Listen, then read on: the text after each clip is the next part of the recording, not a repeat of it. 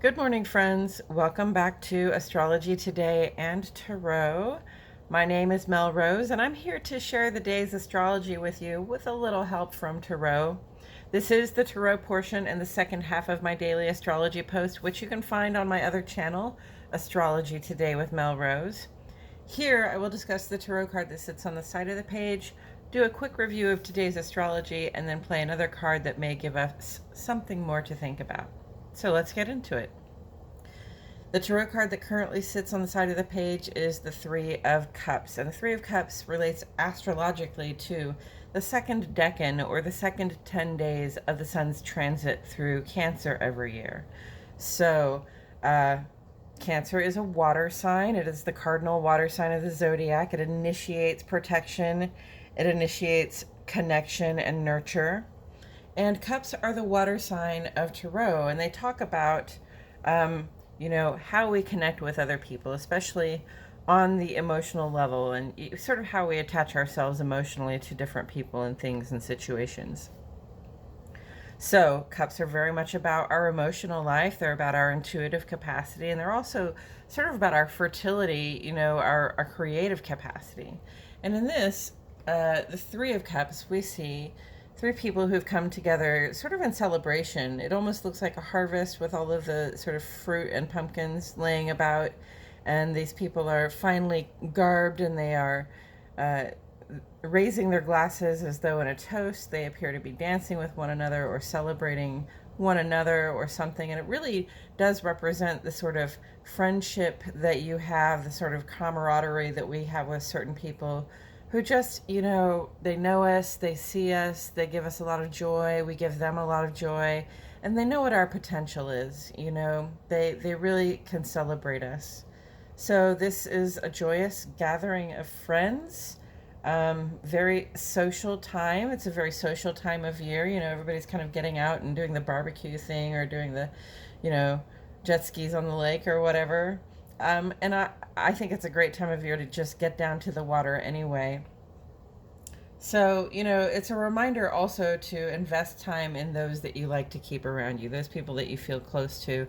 It's a good time to be getting together with those people, or reaching out to them, and, just providing them a little bit of care, initiating some care, okay?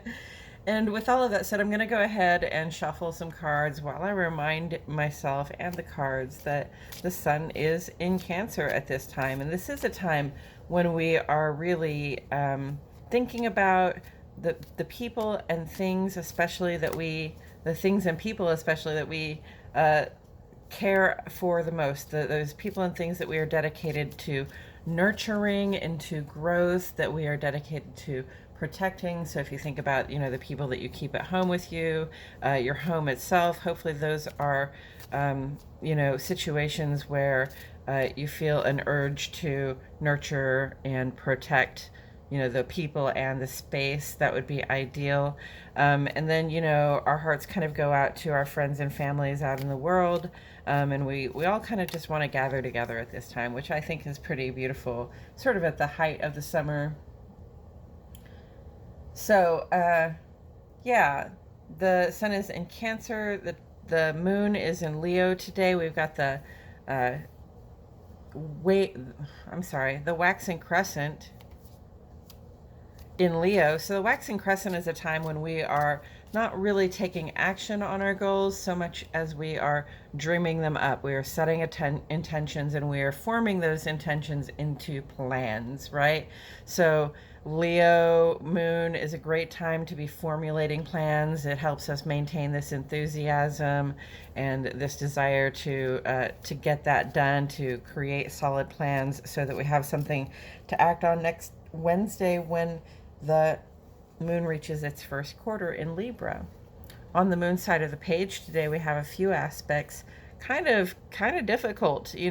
Moon square Uranus just says avoid any impulsive changes you'd like to make, especially when it comes to the heart and home, people that you care about, people that you keep close. Let's not, unnecessarily change the plans or things like that, because it just might not come across well. It might not be very welcome. And always, especially when Uranus is involved and you want to make changes to something, communicate with the other people involved in the plan, okay? Moon in opposition to Saturn this evening around 9 o'clock. There might be this feeling that comes up with being bored or isolated. A lot of people are pretty comfortable with feeling bored and isolated, and we could just watch a movie or play a video game, but the guidance there is kind of, not to take those feelings out on the people that we keep close to us. Let's not create drama out of a grumpy mood because we feel bored, right? And then closer to midnight at 11:43 tonight, Moon goes sextile to Mercury, and that's a good time if you're up and you've got somebody around just to have sort of an idle conversation. Idle talk has its own gifts. It's creative and it helps you connect with other people. On the sun side of the page today, Mercury goes trine to Saturn and square to Neptune, and they happen at different times, but they are going to be here together through the 5th. Okay, so at this time we have this like real increased positive forward motion effectiveness, right? Our like Mercury, our intellect knows what the plan is for stability, and this trine is in here saying you've got this ideal positive functioning that can really make you persevere, help you be persistent, and persistence is going to pay off, in the pursuit of those achievements and goals there.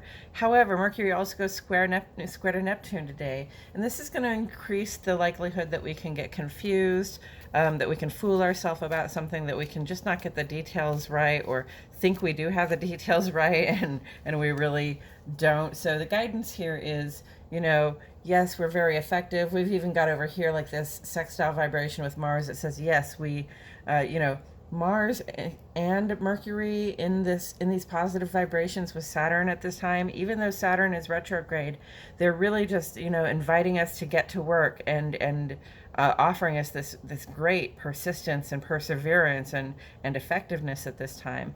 But we want to keep it simple, okay? We want to keep it really straightforward because there is this potential for a little bit of increased confusion or not really understanding what's going on, okay? And that's nothing to kick our own butts about. If we mistook something or we didn't understand what was going on, we can just chalk it off to Mercury being square to Neptune for a few days, and like I said, keep it simple and move forward one step at a time. Read the instructions, ask all the questions. In the ongoing over here, Venus is sextile to Jupiter, the Sun is square to Jupiter, so we're really working with Jupiter here a lot in terms of what we can attract to us, in terms of what we can attract to us, and in terms of what it is that's bigger that we want for ourselves, right? That increased idea that we have, that expanded idea we have of what we can be, do, and have. So Venus is tapped into that expanded idea of what we can be, do, and have, and it says, okay, well, I'm going to start asking for these things then. I'm just going to start pulling them in. And then the Sun gets together with Jupiter, and even though it's a square vibe, it just says whatever you focus on is bound to expand. So be careful to focus your attention in positive ways on things that you'd like to see expand. And also, if you find yourself getting really effective and feeling really successful, don't get a big head about it, okay? You've got to maintain a certain amount of humility no matter how well you're doing. And, the red flag warning on the page is Mars is square to Pluto through the 11th of July. So, we've got a little bit more time with this aspect than the others. Mars square to Pluto, even though Pluto is retrograde right now, it's just like a power struggle. Mars and Pluto are both very much about power. And, we feel ambitious at this time. We might feel aggressive or assertive. There might be something that we feel a desire to go after. And there's nothing wrong with being ambitious and assertive. There's nothing wrong with pursuing what you desire. But, we have to make sure that we're not also, sort of stepping on or over other people to get to what we need to what we're trying to get, or worse yet, like doing underhanded things to sabotage the game and tilt it in our favor. Those things are not going to work out well for us, okay? If we don't approach the leveling up that is attempted in this Mars aspect with Pluto, with if we don't approach it with mindfulness, if we don't approach it with a desire to get there without harming anyone, without upsetting the balance of our relationships too much without causing more problems for us to clean up when we get there, um, you know, that's what we've got to do. Okay, Pluto is retrograde. We're all going through these deep internal changes. They may or may not be apparent to us, but we've got to be kind to ourselves because, a lot of people are really struggling.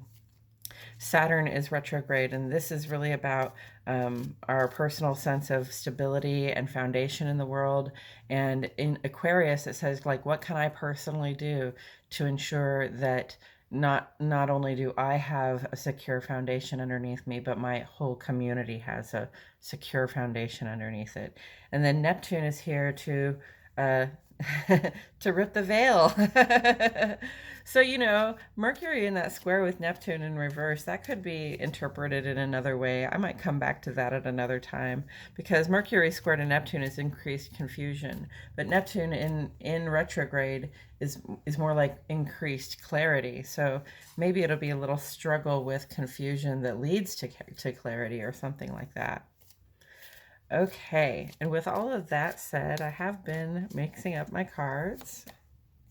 Okay, we got the Five of Cups. So, two cups. Cups, again, are about emotion. They're about intuition. They're about creative capacity. And, here, it's remarkable to me that you see three cups here held aloft and then three cups here spilled on the ground, right? And then two cups behind this person's back. So in the Five of Cups, we see a moment where somebody realizes that, they've given to a situation and it was for nothing, right? And it can be very disappointing. It can represent a loss and a moment where we have to mourn what we have lost, mourn what we have put into something, mourn something that we cared about that is a loss to us. Okay, so we acknowledge the loss, but then we remember that we also continue to have these emotional resources available to us. Always love is just coming up from a bottomless well out of the ground and into our bodies and expressed through our hearts and our mouths and our minds, and expressed through our impulse to initiate nurture and protection. So the thing to remember is that even when we experience a loss like that and it is emotional for us, it's not as though we can never give love again, or it's not as though we will never find emotional connection again. We will still have the capacity in the future because we have this bottomless well of love to draw on. And I would say, the closest thing I see on the page right now is Mars square to Pluto, and sort of we all make sort of emotional investments with the people that we keep around us, whether that is in order to do business or just to have friends and socialize or to be engaged in a civic way, or at home. And in our desire to grasp at power, in our desire to have the better job or the better position, in the social group or whatever it is, sometimes, we can act out of character and forget the emotional bonds we have created with people and sort of,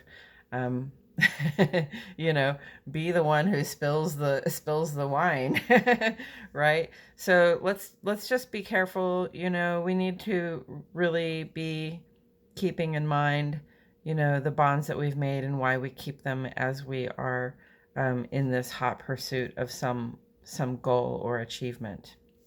So the work is going really well, but the change might come with a loss. Okay, so it's appropriate to mourn the loss, and it's appropriate to remember that you can move on. Taken in context with the Three of Cups, I will say, I pulled this for somebody the other day, this Three of Cups, and I thought it was for their general vibe, and she said, well, actually, I was like, oh, you've got friends that you can celebrate with, and she said, actually, I just lost a good friend. And, so we have to understand that even really good friends, even really good connections come and go from our lives. And you might have a lot of good friends throughout your life, and you might go through times when you feel like you don't have a good friend, you don't have anybody that recognizes you and celebrates you and supports you, right? But we have to be engaged in giving other people recognition, celebration, and support so that they can do that for us, okay? And we have to recognize that, sometimes even if a friend falls away, even if we have a loss, we can still we still have the capacity. We can still find a way to join together with others who see us and appreciate us and can celebrate and support us.